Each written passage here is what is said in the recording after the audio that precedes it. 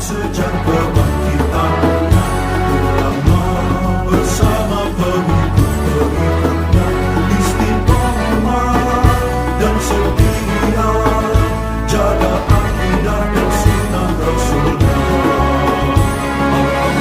Alhamdulillah segala puji baginya, ulama bersama pengikut-pengikutnya, istiqomah dan setia, menjaga agama Nusa dan bangsa. Mari kuatkan niat kita, kita bulatkan tekad kita, terus lanjutkan amal kita, mengembangkan khidmat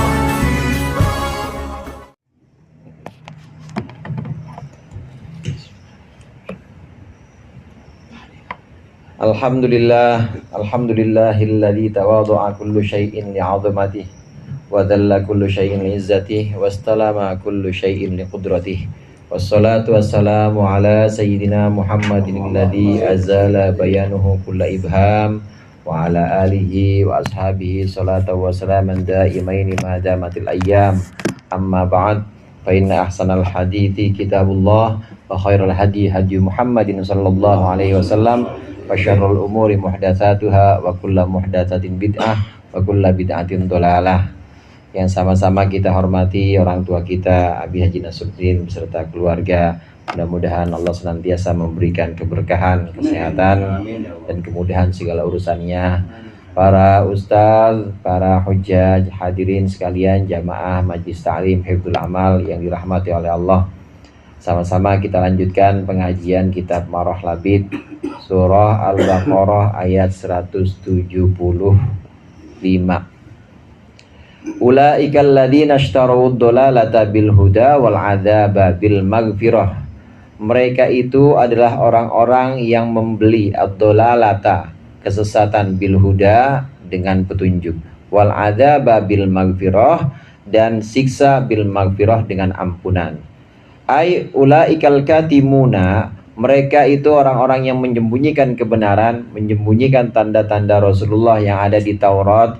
Itu ikhtaru ma tajibu bihin naru, mereka memilih sesuatu, tajibu yang mewajibkan, bihi dengan sesuatu itu, mewajibkan, anna yang wajib, bihi sebab sesuatu itu apa, naru neraka, alama tajibu mengalahkan sesuatu, tajibu yang wajib, bihi sebab sesuatu tersebut apa, al jannatu surga.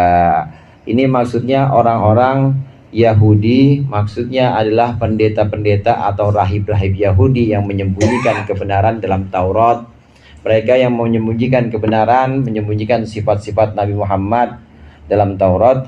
Ini adalah orang yang perumpamaannya orang yang membeli kesesatan dengan petunjuk, membeli siksa dengan maghfirah. Beli itu kan artinya tukeran, Pak. Artinya barter. Dulu waktu belum ada mata uang, belum ada alat penukar seperti sekarang, belum juga ada dinar dirham atau uang perak, uang emas belum ada, belum disepakati, maka jual beli atau kebutuhan manusia itu mereka penuhi dengan cara tukar menukar, namanya barter. Nah, hakikatnya jual beli ini adalah menukar. Oleh karenanya di sini bisa diartikan dengan menukar, bisa juga diartikan dengan memilih. Orang-orang yang menyembunyikan kebenaran, para pendeta, para rahib Yahudi yang menyembunyikan sifat-sifat Nabi Muhammad dalam Taurat, tidak mereka sampaikan kepada umat Yahudi. Ini seperti orang yang menukar kesesatan. Menukar kesesatan ditukar dengan apa? Ditukar dengan petunjuk. Dan juga menukar ampunan ditukar dengan apa? Ditukar dengan siksa. Tukar. Harusnya dia itu dapat petunjuk. Harusnya dia dapat petunjuk, lurus jalannya sampai kepada Allah. Tapi karena pengen menangin dunia, demi keuntungan, demi yang bisa dia raih berupa materi-materi dunia, maka dia rela menukarkan petunjuk. Dia ambil petunjuk itu dilepaskan. Petunjuk itu dilepaskan, dia malah ngambil materi yang bareng dengan kesesatan, ngambil uang yang bareng dengan kesesatan. Demikian juga maghfirah, ampunan, dilepas maghfirahnya, Ditukar magfirahnya, ditukar dengan adab. Maksudnya jelas yang namanya kesesatan, apalagi sesat menyesatkan. Ini juga di sesat menyesatkan ini dipegang sama dia, dipilih. Dia lebih memilih kesesatan dan mengalahkan magfirah, mengalahkan ampunan yang Allah janjikan kepada mereka. Jamaah rahimakumullah, orang yang iman kepada Allah, iman kepada Nabi Muhammad, maka pasti akan Allah berikan ampunan. Selama dia ada iman kepada Allah, iman kepada Nabi Muhammad, artinya orang Islam. Kita kan begitu semua ya. Iman kepada Allah, iman kepada Nabi Muhammad dengan syahadat asyhadu alla ilaha illallah wa asyhadu anna Muhammadar Rasulullah, maka pasti Allah janjikan magfirah, Allah janjikan ampunan, dan juga Allah janjikan rahmah atau sayangnya Allah. Kita bandingkan dengan ayat sebelumnya, famanitturra ghairu baghi wala adin fala itsma alaih. Ada orang Islam yang memang ikut Nabi Muhammad, memang percaya kepada Al-Quran, ikut Nabi Muhammad, percaya kepada Allah, tapi dalam keadaan terpaksa. Asal dia jalannya bukan jalan maksiat, asal dia perginya bukan pergi karena sesuatu yang Allah haramkan, fala itsma alaih, maka tidak ada dosa. Maksudnya jika dia mengambil darurat, dia mengambil makanan-makanan haram yang disebutkan pada bagian ayat sebelumnya, seperti babi, bangkai, darah, dalam keadaan terpaksa, orang Islam itu boleh. Kalau terpaksa ya, darurat. Dan syaratnya, selain darurat, syaratnya dia dalam perjalanan yang memang bukan perjalanan maksiat. Pokoknya syarat pertamanya harus Islam dulu. Nah, bandingkan dengan ayat ini. Di ayat yang sebelumnya itu akhirnya innallaha ghafurur rahim. Allah itu maha pengampun dan maha penyayang. Ini untuk siapa? Untuk orang Islam. Asal udah Islam dan dia dalam keadaan terpepet, terdesak betul, darurat, nggak ada makan apa-apa, maka boleh makannya haram. Dan ini berlaku untuk semua keadaan mendesak, berlaku untuk semua keadaan yang darurat. Maka yang diharamkan ini bisa jadi halal, asal jangan banyak-banyak sampai tahap, sampai nambah berkali-kali. Itu namanya dokoh, tahu dokoh? Doyan itu namanya ya, berkali-kali, namanya udah bukan untuk menutupi atau menyambung hidup lagi, tapi untuk kesenangan. Orang makan kan ada yang makan buat sekedar nyambung hidup atau buat butuh. Ada makan untuk kebutuhan, tapi ada makan buat kesenangan. Kalau makan buat kebutuhan ya buat sekedarnya aja, buat bisa ada tenaga buat ibadah, itu aja tuh namanya butuh. Tapi ada yang kesenangan buat senang-senang, sebenarnya dia udah kenyang tapi diambil lagi. Nah, ini yang nggak boleh. Ini berlaku untuk semua, bukan hanya makanan. Orang Islam dia sholat, asal sholatnya itu sudah syarat dan rukunnya, takbiratul ihram, semuanya, Fatihah dia baca, syarat-syaratnya nutup aurat.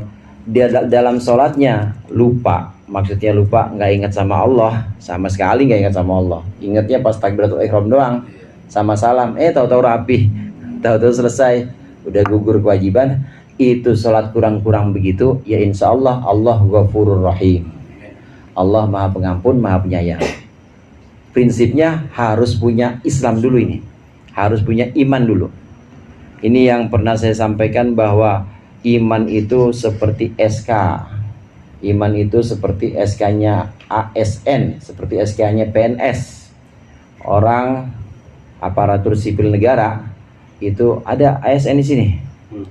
PNS pensiun. Udah pensiun. Itu PNS kayak Bang Ajis dulu itu. Dia ke kantor kagak ngapa-ngapain, itikaf aja di masjid, udah kerja kagak, yang ngapa-ngapain kayak itikaf di masjid aja, bulanannya tetap dapat itu, tetap digaji. Kenapa? Punya SK. Walaupun dia tidak berbuat apa-apa, itu tetap dapat pahala atau dapat gaji kalau buat PNS. Begitu juga orang mukmin, orang Islam, karena sudah punya iman, sudah punya SK, maka walaupun dia nggak ibadah, andai dia nggak ibadah, tetap nanti bakal dapat surga, tetap, walaupun disiksa juga nantinya, tetap dicuci juga, disiksa juga di neraka, tetap Tapi karena dia punya SK, punya iman maksudnya, maka akan Allah angkat lagi. Beda sama orang kafir.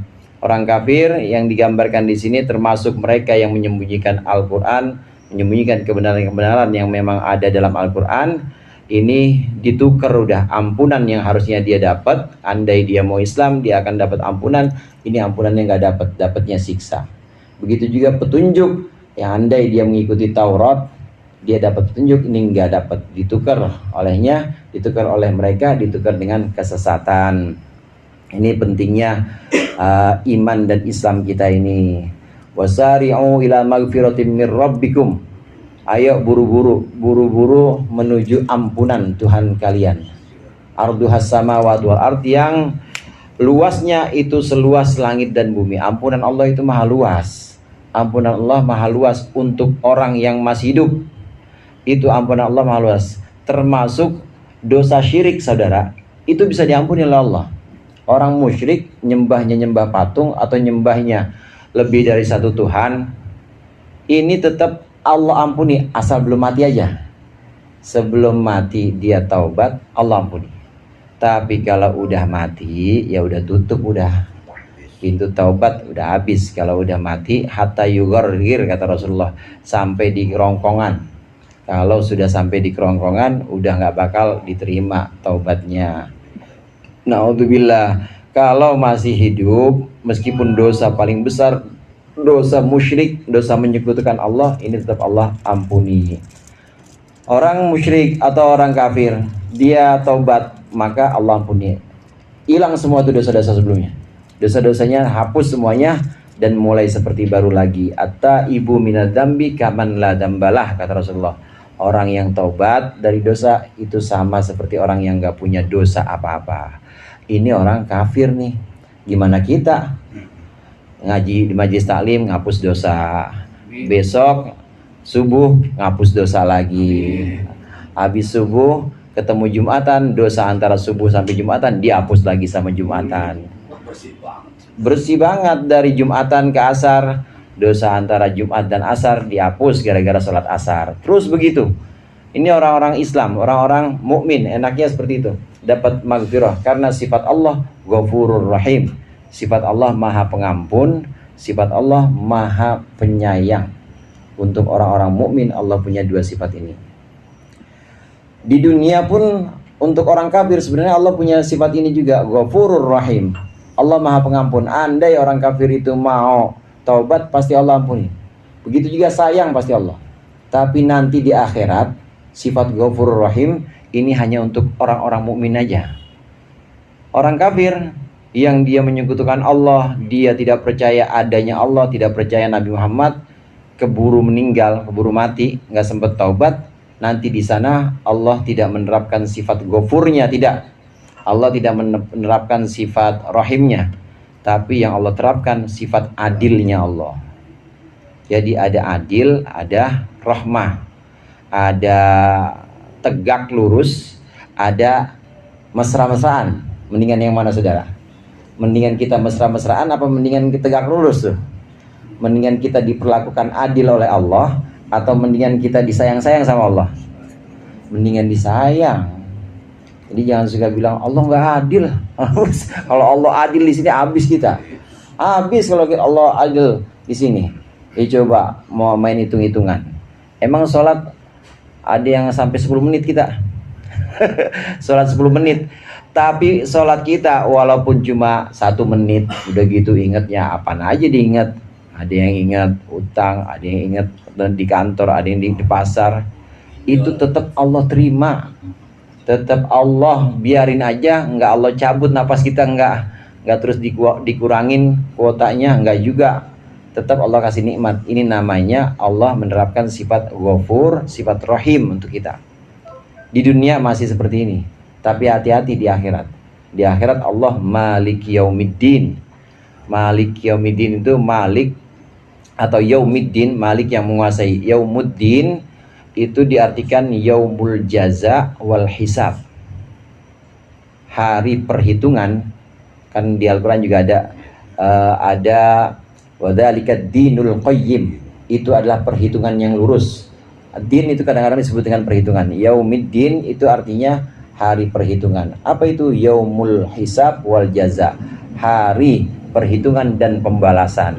Disinilah Allah menampakkan sifat-sifatnya seperti adil, seperti aziz yang maha gagah, seperti mutakabbir yang maha besar, seperti Jabbar yang maha memaksa, Qahar yang maha menang. Ini Allah wujudkan di hari kiamat nanti untuk orang-orang kafir. Di hari kiamat untuk orang-orang mukmin, untuk orang Islam, Allah mewujudkan sifat rahim tetap.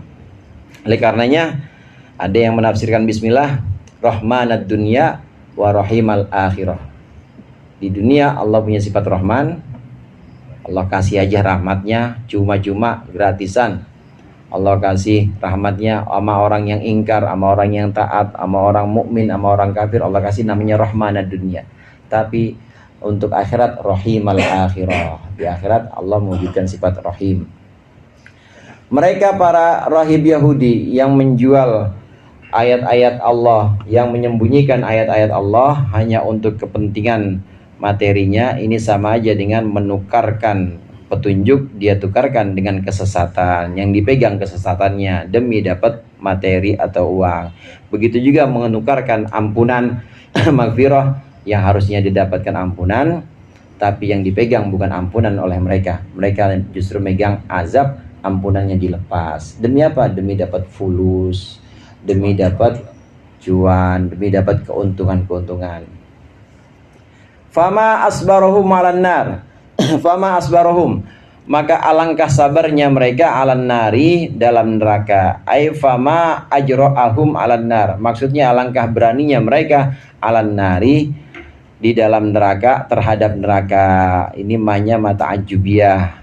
Ta'ajub itu artinya gumun. Gumun itu heran, aneh banget begitu.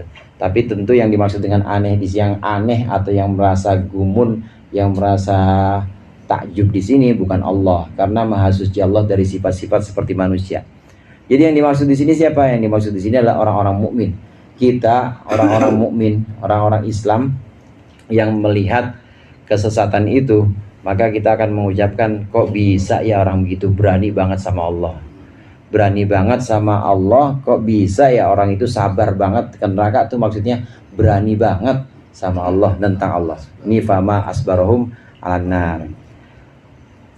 Kita tahu semua kalau santan itu kebanyakan baik apa bagus tuh buat diri kita? Baik apa jelek itu? Jelek, bahaya. Gula bahaya. Terus apalagi yang bahaya? Kolesterol, minyak-minyakan. Kastrol. Iya, itu kastrol itu oli. Kastrol bahaya juga, kastrol. Bahaya lagi. Kita tahu makanan-makanan yang enak-enak itu pasti ada bahayanya di situ, banyak bahayanya dibanding kalau kita cuma makan vegetarian aja dah.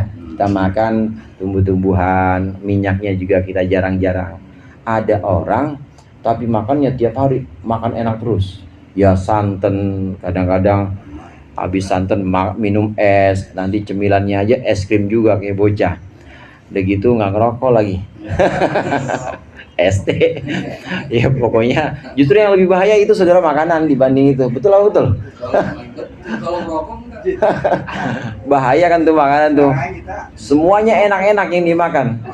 Kita tahu udah dengar dari dokter atau kita ngebuktiin sendiri, ada saudara kita yang udah kebukti sakit gara-gara makan makanan itu. Maka kita bilang sama dia, kita bilang sama orang ini nih, sama orang yang makanannya enak mulu, ente bisa ya begitu? Kok kuat ya makan begituan terus?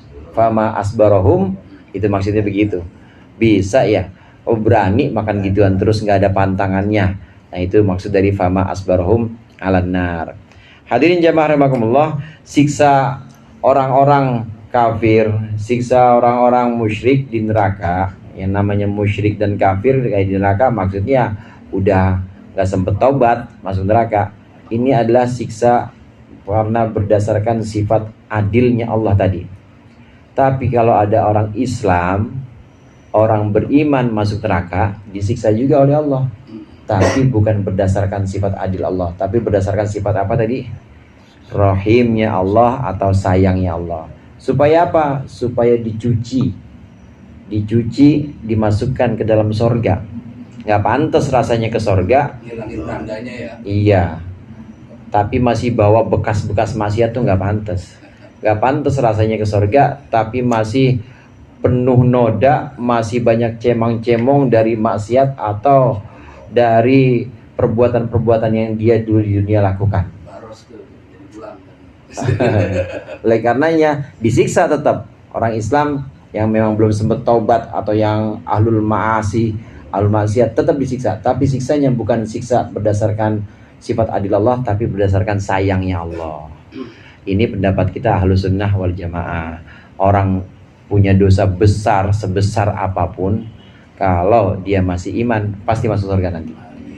Walaupun masuk neraka dulu, tetap dia masuk surga walaupun masuk neraka. Mati dulu, memang pasti mati dulu. Mati dulu. Pengen pada masuk surga semua ya? Ya mati dulu tadi kita setrifai. Dzalika bi anna Allah nazzalal kitaba bil haqqi wallahu a'lam bishawab.